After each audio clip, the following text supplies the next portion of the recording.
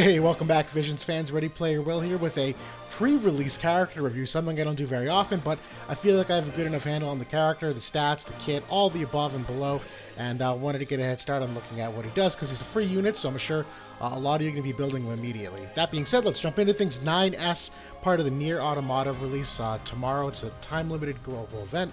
The review breakdown. So for those of you that are new here, I go through these 8 steps. Character overview, general thoughts. I go through a stat analysis about the character stats. Class and job overview, Esper Synergies, vision card synergies, and then weapon optimization. So in that order, let's get cracking. Character overview, he's a new lightning unit, which much needed in the game. That cast of characters is sorely lacking some depth to what they offer. He isn't necessarily the missing puzzle piece, but he's a powerful new unit that's going to absolutely fit in with what they do. From a job perspective, he's got a unique one to him at 9S, it's just what it's called.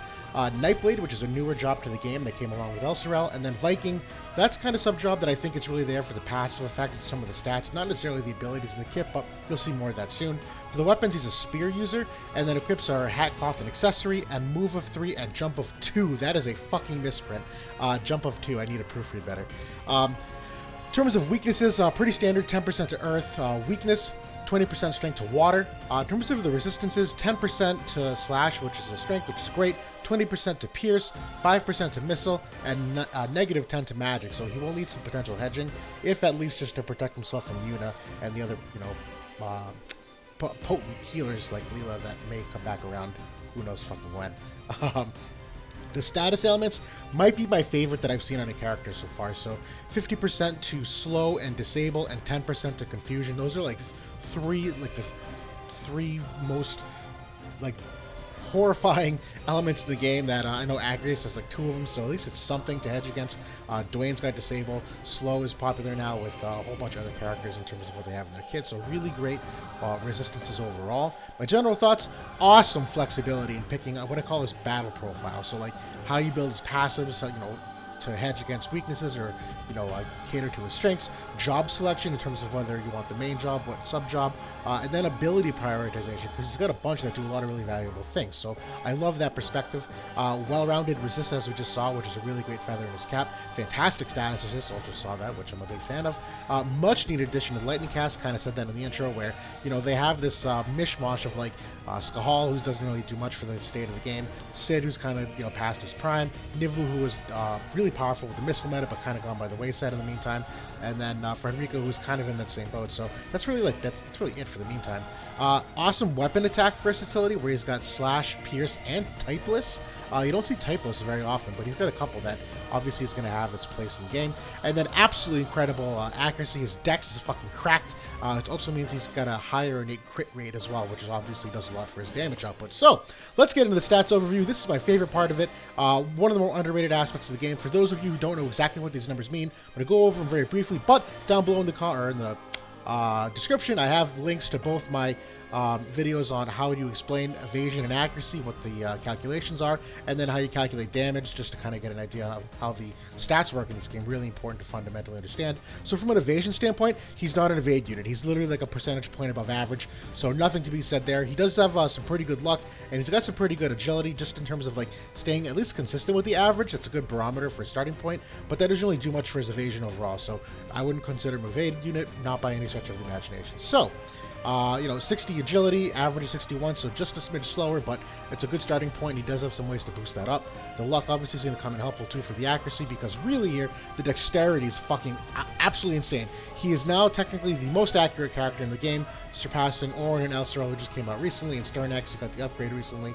The total luck stat is awesome. It's above average by a couple points here, but the dexterity is just literally off the charts. By far and away the most dexterity in the game. At 267, he's the top of this chart here. The average is 200, so he's just fucking way out of the league of everyone else. So total innate accuracy of 156%. Again, those numbers don't mean much to you per se. in a vacuum, obviously just in relation to other characters, it can tell you a lot.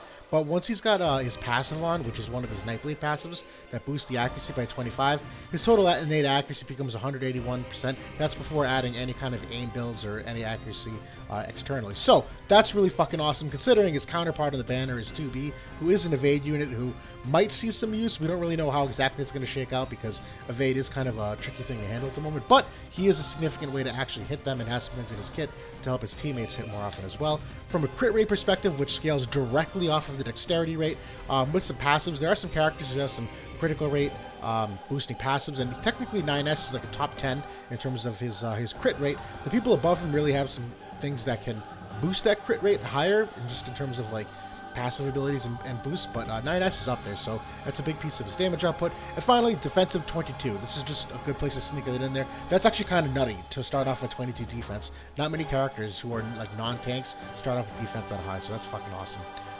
Class and job overview. This is the fun part. So passive abilities, I don't actually have a really great combination to pick from. There's some really good options here. So this very first one upgrades one of his skills where it'll add an extra ability to it. Situational. But it's good, but it's situational. The Secret of Nightblade, again, these are just translated roughly from the Google Translate. They're going to be named differently soon in the actual translation. But this is the one where it boosts the accuracy by 25%, increases his attack of 30%, decreases the evade rate, which he doesn't care about. He's not an evade unit. So overall, like, this is a really good skill just to buff his overall damage output with the accuracy to help. The clock up I like a lot. Increased move has its place depending on the map, obviously. He already has some great movement with the jump of 2. Add an extra move in there, and he could really get across certain maps very easily. Agility boost is also something he really wants because he is technically right at the average. So, you know, any kind of external or internal agility buffs are to his advantage. The Viking lore, this is always a good one in my opinion because obviously HP up is great for survivability, and the attack of 24% isn't a far fall off from the 30% of the Nightblade passive. And then finally, missile resist. There is a world where like you absolutely stack him for missile resist. I know he only comes with 5% innately, but he's got a bunch of fucking ways to bump that missile resist up and potential to like really counter that meta if it ever does come back around. So that being said, you can really have your pick and choose of what you want here. You're going to see how it really affects the build. From counter abilities, nothing too special. This one is just it's called Just Avoid, that's the translation, but I'm pretty sure it's just a reflex ability where essentially it's a 15% chance to avoid all physical damage. So pretty awesome ability. That's probably the one that I'd go with most often. The other two are really generic. In terms of the job, he's got essentially 2 that are upgraded by his X, and then 1 that is upgraded by the passive ability that we saw. And I tried to have him kind of like boxed in here. This is getting harder to read at first glance, but long story short, you can see by the attack types, he does have Pierce by nature, but he's also got on the hacking here this non-type elemental. Again, if you don't really understand how that fits in the damage calculation, link below to how that gets calculated in the game. But long story short, when he goes to attack, there's really no way to stack any weapon resist against that. So, you know, if you're going against a comp that's like building Pierce resist, expecting, you know, some Pierce attacks, this is just going to say, fuck you, I don't care about your Pierce resist. It's just going to hit them and bypass any of those altogether. That being said, overall, I love the kit because it's got a ton in the way of utility. So this shield deployment ability increases defense and SPR. It's kind of like Sentinel on the Paladin, but also grants Protect. Really valuable on top of the 22 defense he already has. Skipping ahead a bit, Straight Shot here is a great cheap ability with some decent range of 13 AP. That's awesome. Rotating Spear is one that gets upgraded by his X ability, and this is absolutely fucking awesome. It's kind of like Jamming Thrust, but for his class, it's like a cross AoE, cancels ability activation, decreases agility 20%. It's got some decent modifier in it by 165%. So overall, really good ability that's going to potentially interrupt not only the spellcasters, but like the healing in particular. So Yuna, while she's throwing a Kiraga out there, just bam, no more Kiraga, so we love to see that. Assault Field, really awesome ability where it increases attack by 40% and increases accuracy by 40%. So not only, I know it's a cross shape here, I do think he gets this, so I think this is technically misleading, but it's an incredible buff to help your teammates, obviously keep getting that word mixed up. Boost up their accuracy. Finally, this hacking ability, this is the one that gets upgraded by that passive. So technically the only real upgrade here is that you have a chance to stun. Do with that what you will. I don't know if it's worth a whole passive slot, just because stunning is kind of niche depending upon his faith, which I don't know if you're really trying to maximize because he's mostly a melee unit, but it's got its place. To me, that's probably the kind of thing that comes into play in a raid or some like PvE content where you just need someone to, maybe proc a stun on an enemy, and here's an option to do so. But other than that, the final one, the final level 120 X upgrade is straight line shooting, I guess. So decreased pierce resistance. This is the same one that Kane has. Really awesome ability, which is going to help him do more damage in the long term, and obviously do a lot in terms of a pierce comp and enabling other pierce users. Good for a modifier for this range, and 25 AP is like on the middle to lower end of the cost, so I love it. That's the main job overall. Fucking awesome. Ton of versatility here, and again, you kind of pick and choose what kind of abilities you want to activate, which ones you want to really make shine. From the sub job perspective, this actually is a pretty decent sub job on him. I don't know if I like it more than the Nightblade necessarily, but I like that he has a double hit ability for only 16 AP. That's pretty fucking potent overall, just in terms of like, I don't know, getting your damage and getting some chains up. Target scan, though, is a really valuable one.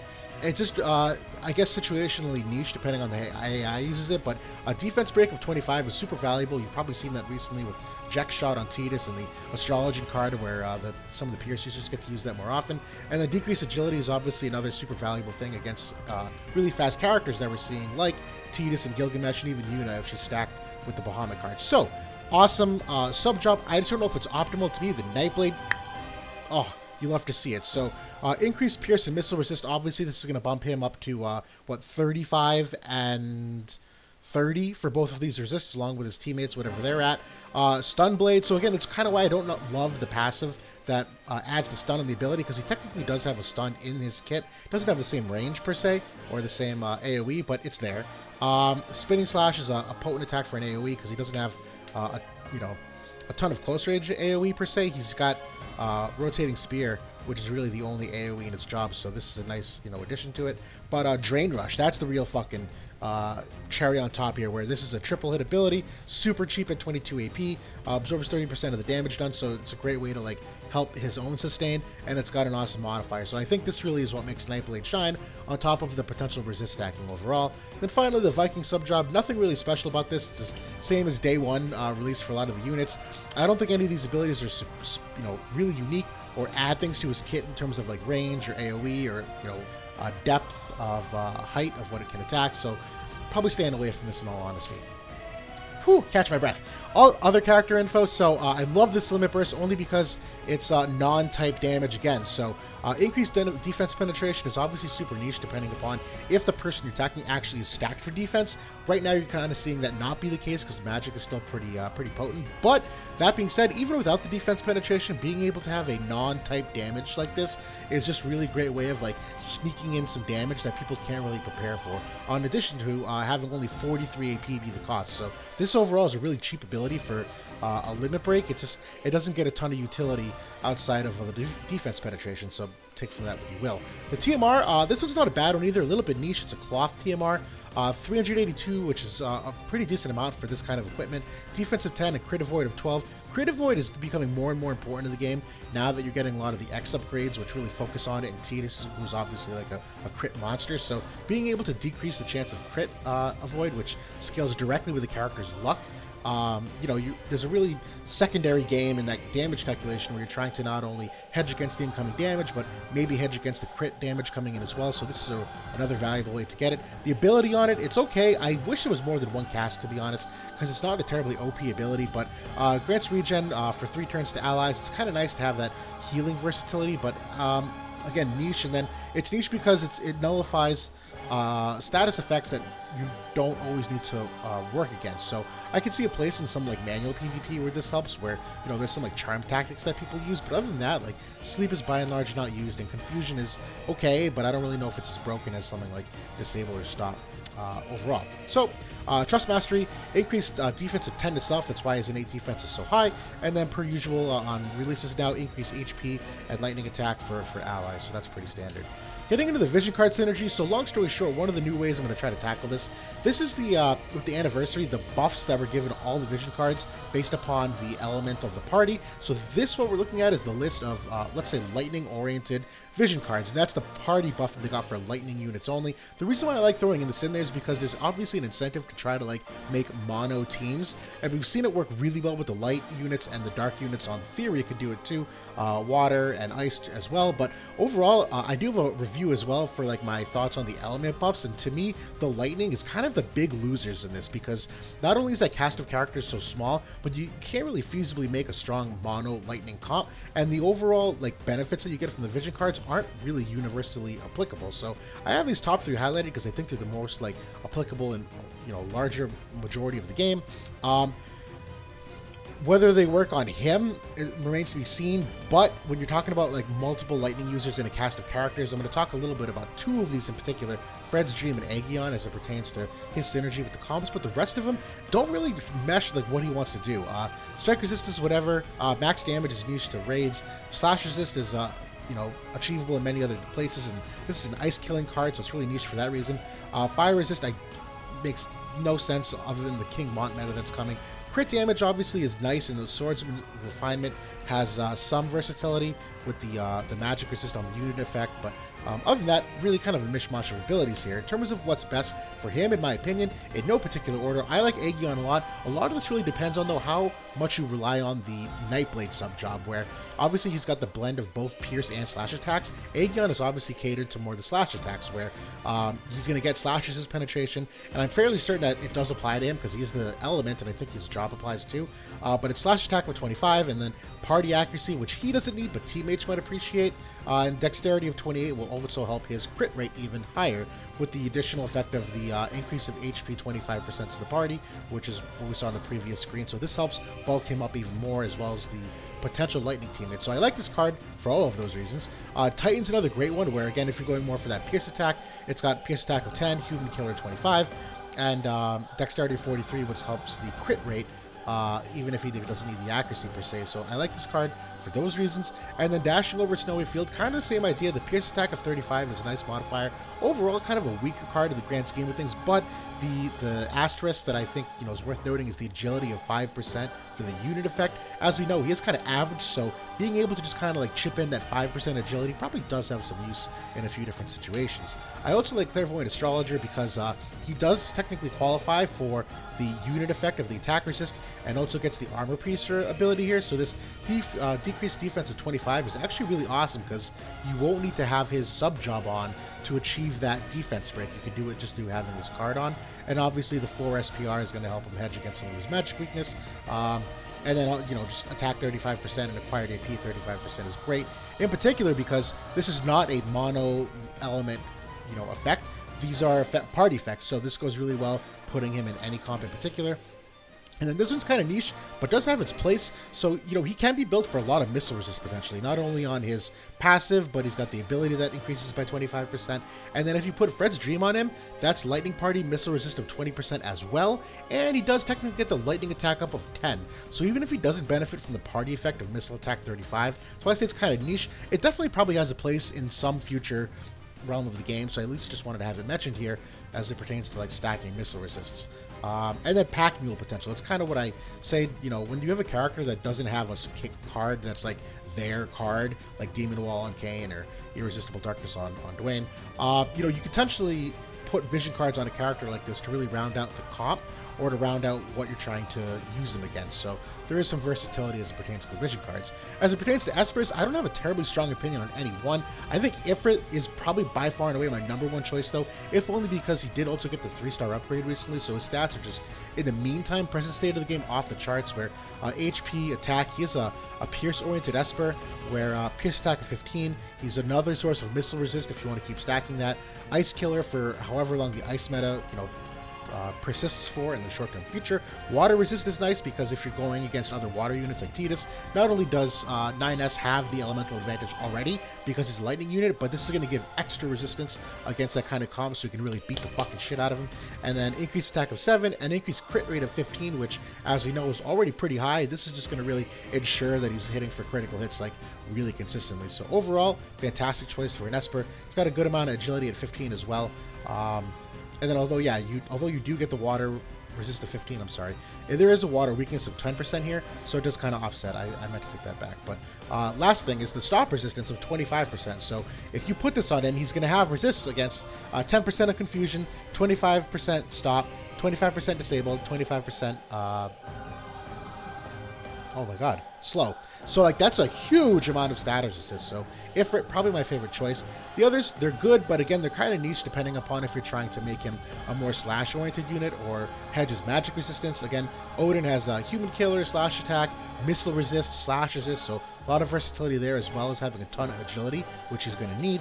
Aegeon, there's kind of a double-edged sword here where he's going to have an extra weakness because of it, but you're not seeing Earth units anytime soon, so... But, magic resist at 15, slash attack at 15. Titan's another good one because it's a pierce-oriented Esper. Decent agility as an average amount. Attack of 7% and SPR of 15 to kind of hedge that magic weakness. And then Omega's not a bad choice either, just because the slow resist isn't, it's going to extra bump up his resist to that, where some limit breaks that might have slow on it will apply, or be really hard to apply. But overall, like magic resist at 15, slash attack 15, attack of 20%, crit rate 15, while still having like agility of 14 and some of these stacked stats on HP and attack. Just in the present state of the game, where Omega is technically like stronger than these other three statistically. And then Death Machine, I have it here, is just like a weird, like, again, niche missile resist build where technically you could stack the fuck out of his defense by increasing it. Missile resist of 25, and then overall, it's a slower card, but also still packs a punch on attack and HP, so it's, for what it's worth, it's there. And then weapon optimization, finally. So, the spears, this is the new one coming out for him. I don't know what the Japanese translation is, but obviously this is the spear that's meant to just like make him beat the shit out of people. It's got an amazing amount of modifiers on it for a total of 45. Me personally, probably building it for the assault build because he does not need the extra accuracy. His crit rate is already fucking insane, so probably doesn't need the crit build either. Obviously, the crit build will ensure that he hits crits like almost every single time. But the Wind Spear is also a really valuable spear. It does not have the same amount of modifiers, so probably doesn't hit as hard offensively, even if the attack stats, like on the Assault, are higher. But I will say the extra 5 agility here, probably not to be underrated, where maybe you end up trading off just a little bit of your offensive potency, just so you can get an extra turn or two in the mix. That's definitely really important and part of like getting ahead in battles early. So I think there's a world where Wind Spear is still super valuable as well, but both of these definitely his best options you want to gear for. So, whoo! I did that as fast as I could, and I still ended up over 21 minutes. I talked as fast as I fucking could, but there's a lot to pack in here. There's a lot of really unique things to his kit, a lot of important things to know when you're going against him, and a lot of important things to consider what kind of comps you put him in, because it's not as simple as just like, oh, lightning, lightning, lightning. It's like, no. You got to find out like who you're targeting, whose weapon resistances are you like either making stronger or bringing up to like competitive strength. Long story short, great free character. I think Tidus is probably still the best free character we've gotten, but 9S, like, certainly don't hold back on trying to get him, because I could definitely see a place where he's got some lasting powers. So that being said, good luck polling. Have fun with the near banner tomorrow. Again, per usual, comments, critiques, criticisms, comments, questions, whatever, all of the below in the comment section. I love interacting with you all and looking forward to doing some more content soon. So good luck polling, and I'll see you all tomorrow.